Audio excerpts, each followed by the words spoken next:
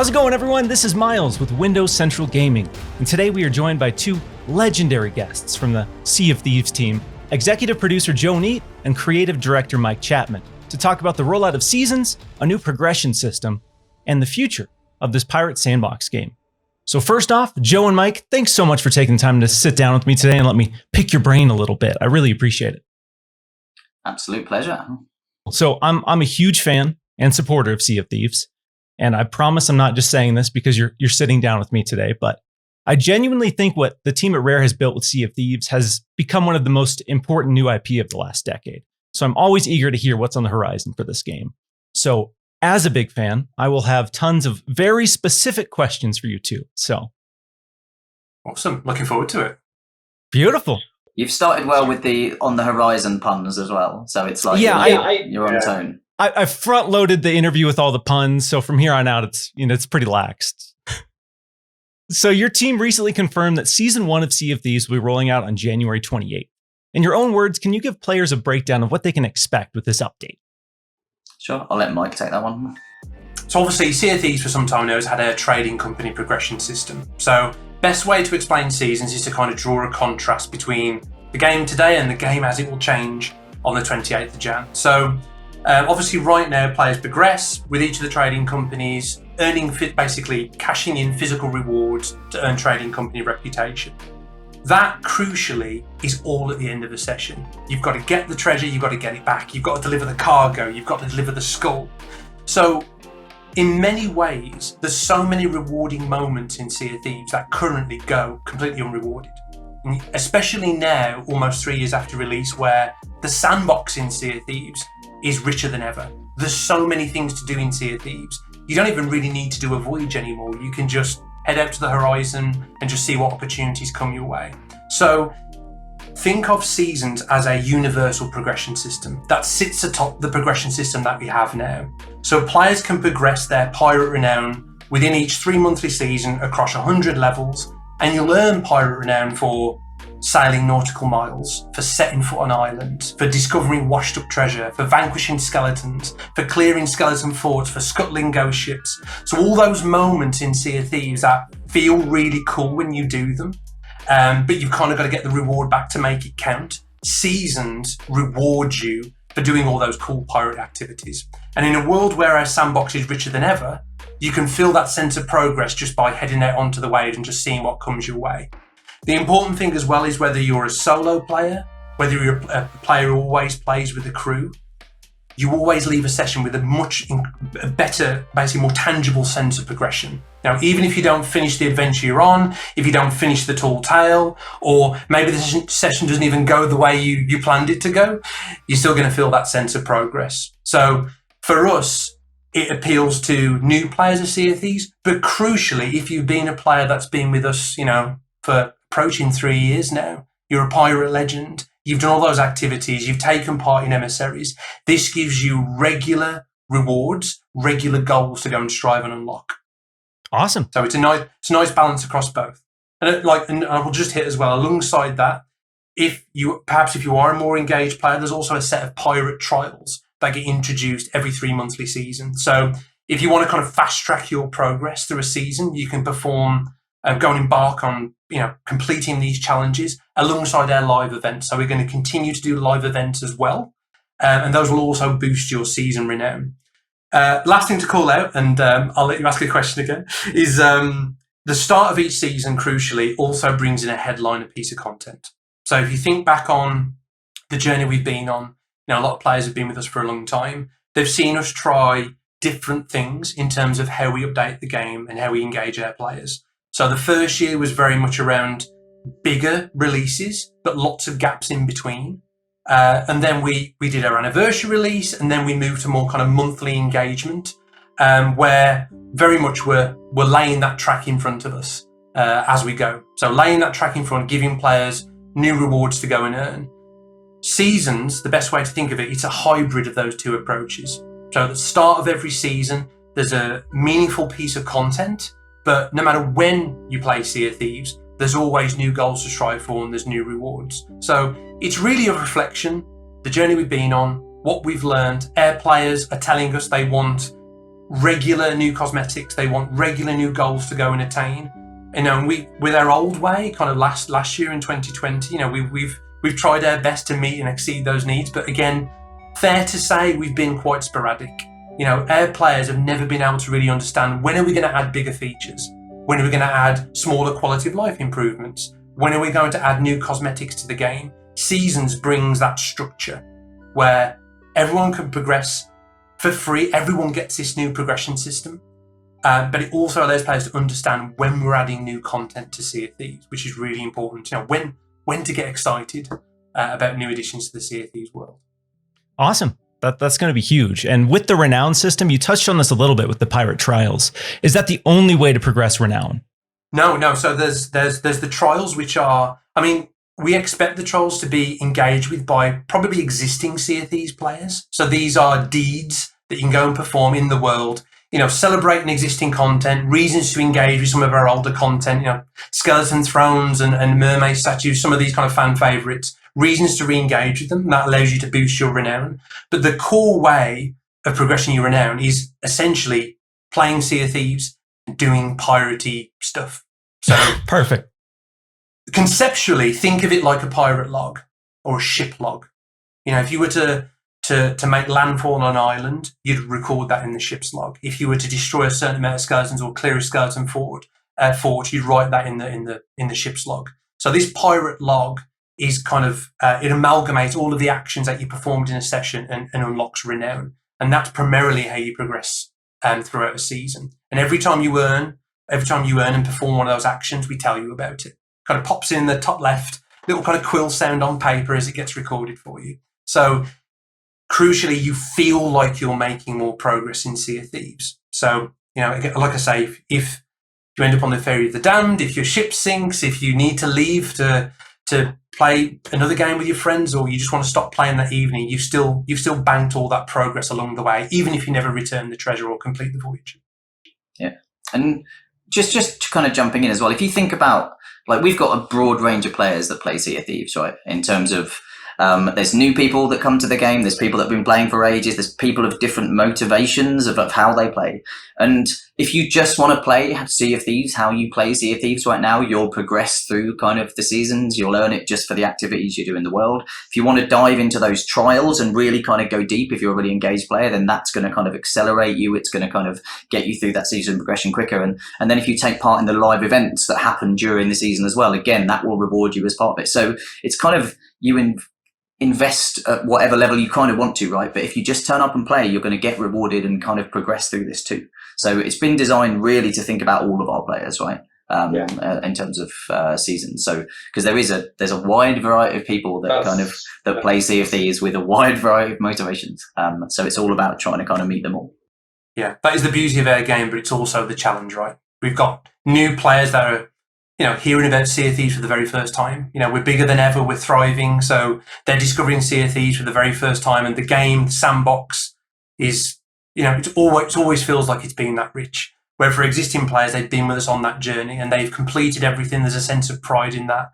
We want to strike that balance between appealing to them, but also appealing to new players. And that's factored into, you know, how long it takes to progress through a season. And it was important for us that it wasn't an unhealthy amount of time. It felt fair for 3 months. So it's about 40 or 50 hours by our calculations to progress through the season to kind of reach the maximum level and unlock all those rewards.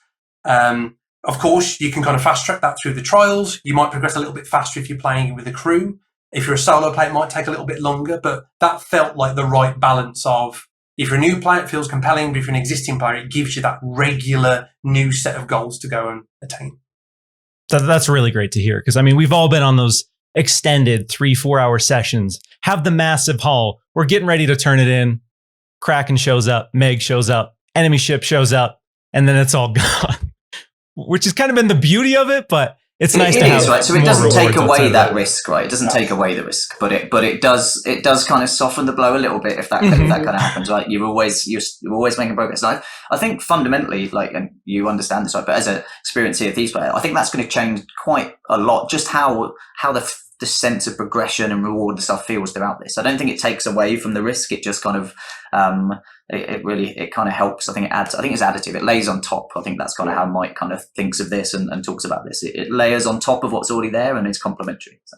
We've always thought of Sea of Thieves, and we've heard this kind of echoed back to us by a community. It's a story generator. It generates stories. So key to that are those physical rewards that are subject to loss, because that drives the stories. So whatever we did with seasons, it needed to be complementary to that. And like I say, it fills in the gaps, giving you a better sense of progress. But that core of having loot on your ship and it being subject to loss, that's still there, except it's softened somewhat. Great to hear. Well, that covered a bunch of my questions, so perfect. I do want to touch a little bit more on the Plunder Pass, which offers a kind of a premium tier to this Renown system. Can you talk a little bit more about what players can expect? I know you said there's going to be unique rewards and exclusive stuff from the Pirate Emporium, but how much is this going to cost, and what can players kind of expect for their investment in this? So I think it's important we kind of start with seasons just at the base level of when we looked at seasons, we looked at kind of other games and kind of what was being offered. We wanted what we were doing to kind of be something that felt right for us, for our players, for our audience and stuff. And the value of seasons is this kind of regular way to interact with Sea of Thieves and to come back to it on a regular kind of cadence, to have a new set of rewards, a new set of things to go earn, a new set of progression. We wanted that to be available to everybody. So everybody gets to come in and play seasons. That's free. It's kind of just part of the it updates the game like that for everyone.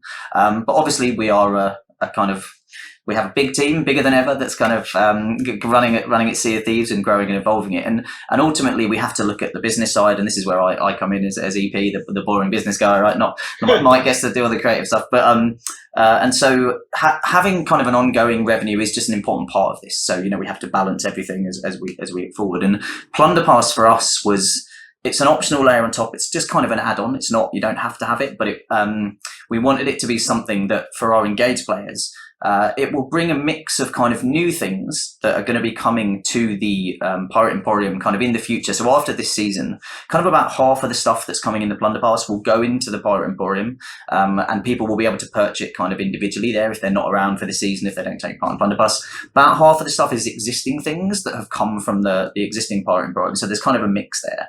But what it is it kind of gives you, so it's you can have that stuff first, and its best value is if you take part in the Plunder Pass.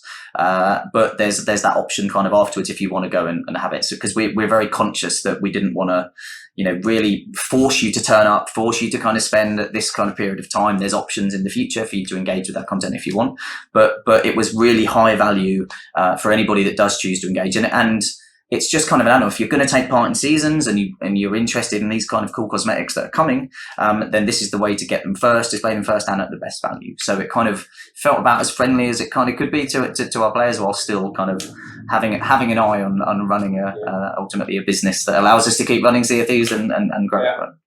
As Joe said, that is the key difference. You hear, Plunder Pass, the password, but it's quite different how it works compared to other games. Whereas the seasonal progression system, the 100 levels, there's a reward every level, based on playing Sea of Thieves, whether that's a gold bag, a bag of doubloons. People are also earning ancient coins that they could spend in the Emporium by progressing through that free progression system. The seasonal progression system just feels like a new feature that's free to everybody in Sea of Thieves. That just enriches every session, gives you a better sense of progress. The Plunder Pass is positioned more as an optional extra that you can choose to purchase. So at the start of a season, you could look through the rewards and offer the Plunder Pass and choose, that feels like pretty good value. I don't have those rewards in the Emporium. Here I'm getting them for a discount, or I'm seeing some Pirate Emporium rewards for the very first time. So it's got that time exclusivity before they then go to the Emporium. Honestly, we feel really good about that as a value proposition to our players. But crucially, progressing, feeling that new seasonal progression system, that is still free to everybody. Yeah. And so just a couple of points just to kind of add to what Mike said there. So a really important point, I think, actually, is as just part of seasons, you will be kind of earning an amount of ancient coins. So currently in season 1, it's like 250 ancient coins you can earn. It's the first time outside of the ancient skeletons that you could find roaming around the world, kind of at random and quite rare, that players will be able to earn ancient coins to go and kind of spend in the Pirate Emporium. So we love that we're bringing that to everybody as part of seasons. And then the price of Plunder Pass itself is it's 999 ancient coins, which is approximately kind of $10 in the States, and then equivalent kind of around the globe. So again, we think for a 3-month kind of Plunder Pass system that gives you access to a wide range of things from the Pirate Emporium, that kind of adds up to about $40 worth, I think it is, in terms of kind of the amount of value you'd get from the Pirate Emporium. Again, we feel good about that as just a player-facing thing. So yeah, first time you'll be able to earn as part of seasons itself, and also we think a good value just price when it comes to the Plunder Pass. And as always, and as you know, if you've been an experienced Sea of Thieves player, we're going to be assessing, listening, kind of looking at feedback from across our players. We've done that through Insiders with this, and we're going to continue to do that as it goes live. So because this is a big change for us in terms of how we're delivering the game and how we're kind of delivering rewards, so we're going to be very much looking to feedback and data, but we feel good. We feel really good, always with the player in mind of like, how do we make this as for everybody? But then from the business side, something that does feel good value. It feels like, people aren't going to have regret if they choose to kind of spend some of their money on Sea of Thieves. We never want that. Cool. Beautiful. No, I really appreciate the insight. Because a lot of people have been comparing this to the Battle Pass, like Fortnite, Smite, games like that are pretty infamous for that. And I know you guys always do your own twist on it. So I just wanted to kind of give players an idea of what in Sea of Thieves does this mean? Because people make wide assumptions, but. Yeah, and we definitely, like, I think Mike alluded to it there around the naming. Like, it's called a Plunder Pass, and we debated whether we use the word pass or not because of the different kind of connotations. Yeah. But we felt it was kind of close enough and understandable enough, but then we could explain our differences rather than trying to kind of come up with a new naming system. And we did debate it, and we went backwards and forwards. But we liked Plunder Pass for one thing, and Seasons again is the same thing, right? Beneath the top level name of Seasons, you've got it's all implemented in the Sea of Thieves way, with the Renown, with the trials, kind of, Mike says it's kind of the player's log, the ship's log. So it's all implemented in the way that makes sense in our game. But yeah, when it came to naming, we thought this would be the easiest way, with a little bit of change when we went and described it to people, rather than trying to educate them on a complete. So it's like Seasons, but you've called it. No, yeah, yeah, it's easier just to use some familiar terms. And then, yeah. So as we know them now, mermaids they're mostly helpful creatures that kind of guide us back to our ships when we fall off. But some of the earliest teasers and videos for Sea of Thieves show some mean-looking mermaids. Should pirates prepare themselves for some new underwater threats in the future? Oh, what makes you ask that question? It's quite interesting. There's been, Sea of Teas. There's been some hints. My favourite subject, Sea of Teas. I think and again, I'm not segueing back, but I'll just to frame it. What's good about Seasons is that we're going to give players regular, predictable goals to go and strive for in Sea of Thieves. But that sense of us no longer constantly laying the track each month, that there's this 3-monthly period where you can progress, and then you kind of begin again with a new set of pirate trolls and new rewards to go and earn. Part of that is it gives us the freedom to look further ahead in terms of the additions that we still want to make to Sea of Thieves. Looking further ahead, we had a session recently where we were planning out kind of the season headliner for future seasons. And what was really fascinating about that is just the wealth of ideas and the scope that we have for Sea of Thieves. It's something that it's easy to forget at times, but we are in many ways the pirate game, and this game, means so much to so many people, and it's so easy to fill it with your imagination and all your ideas for where the world could go, new places to visit, new creatures to encounter. I guess the one thing I will say is that, of course, all of that is still on the table. Like everything we've done before, new creatures, tall tales, world regions. It needs to make sense in terms of when we bring those things in. But, the words of the pirate lord, there's always new stories to tell. There'll always be new adventures to go and have. And I think the future for Sea of Thieves feels like it's never been brighter in terms of continuing to enrich that sandbox and giving people new experiences. And one thing we've always held ourselves to is that we always like to do the unexpected, to truly delight our players. And if they're asking for a very specific thing, give them something slightly different, or it totally fulfills that need, but it's delivered in a completely new way. So as we go throughout the rest of this year, you'll definitely see us doing that, and we do want to keep surprising our community and making Sea of Thieves feel fresher than ever. Yeah, and just something Mike kind of alluded to there about kind of where Sea of Thieves is at right now, right? Like, so in terms of the I guess the scale of Sea of Thieves, our community, our player base, right? So we're pretty much in the biggest place we've ever been, and Sea of Thieves, and this is what is kind of, I don't know, a bit. It's amazing to kind of look back on it, and we set out with the goal of like, let's make the pirate game, right? Let's take that amazing kind of theme and genre and really kind of and bring that to life and to reality. And we're near the end of our third year, but every year has been bigger than the last, and that's no different for this year. And so in December, we just had our I think our second biggest month ever in terms of MAU, in terms of kind of monthly active users. And right now, I looked at the date of it's the 25th, and we're on track, it looks like, for January to be our biggest month ever, just in terms of monthly active users in Sea of Thieves, which is an amazing place to be in as we head into this year, as we head into the launch of seasons. And it's a real healthy mix of kind of like new players, returning players, super engaged kind of players. But we really, we are all in on this, like the creativity on the team and the excitement about the ways we can potentially grow it, which obviously, includes like you've alluded to, different kind of, it's AI stuff as well. It's like this, there's everything.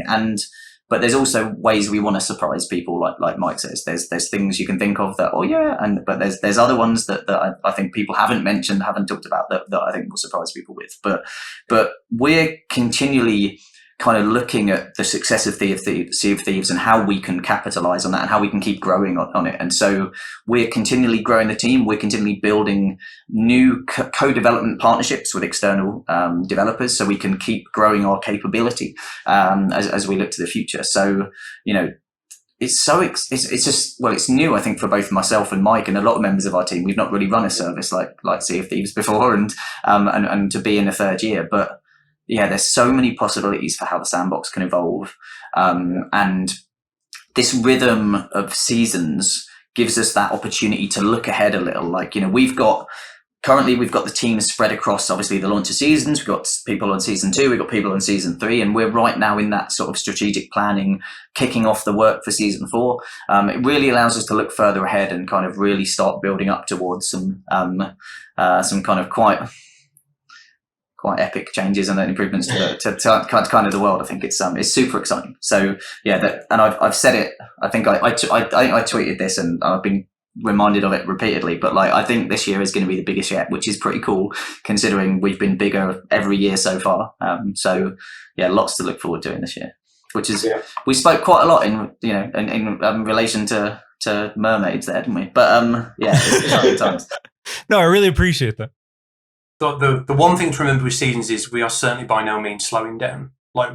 Seasons is important in terms of giving players predictable goals, new rewards to go and earn. I mean, our community is absolutely fair in the criticism and the feedback we've heard around, when are you going to add new cosmetics? When are there going to be new features that you're going to add? It's just very hard to predict, as much as we'd like, what we're going to do. Seasons brings that predictable structure to the game, but we're certainly not slowing down. I think one thing that speaks to the magic of this game is just how you can look at the world of Sea of Thieves and just be totally enraptured by the amount of possibilities that world can still offer. So much more value, how much more stories that sandbox can give you.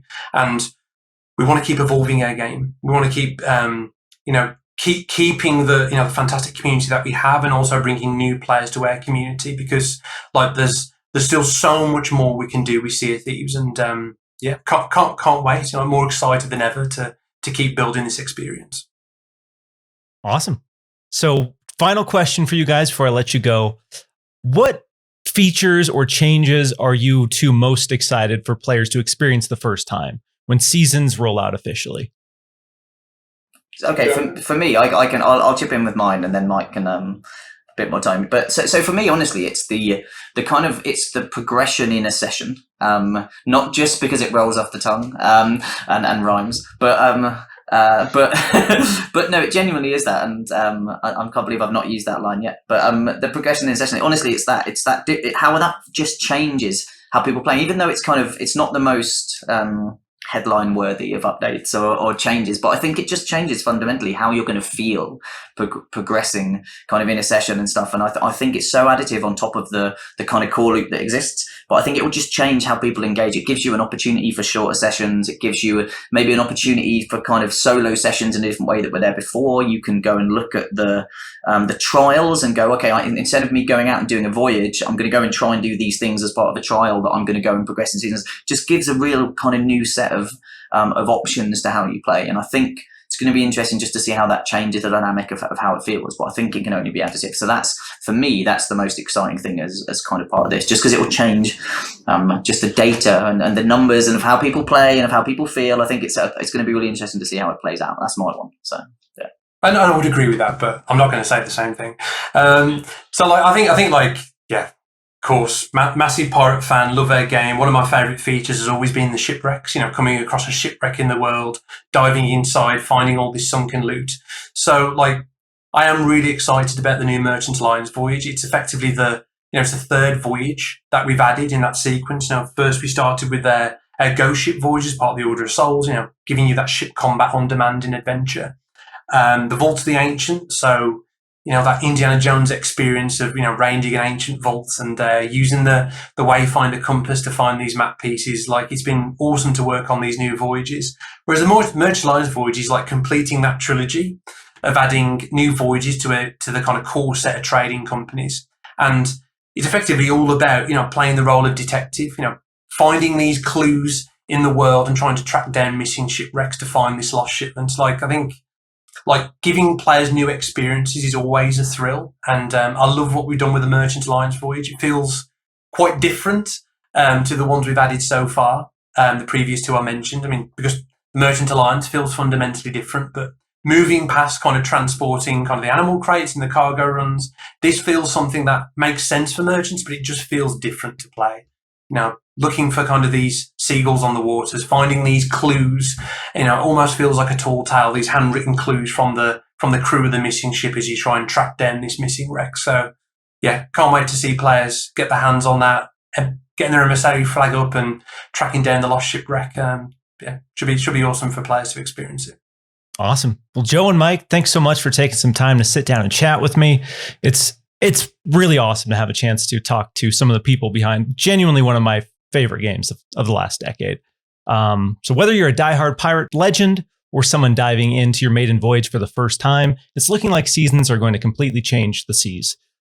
So to all the passionate pirates out there, thanks so much for watching, and we'll see you on the seas. Indeed. Bye, everyone.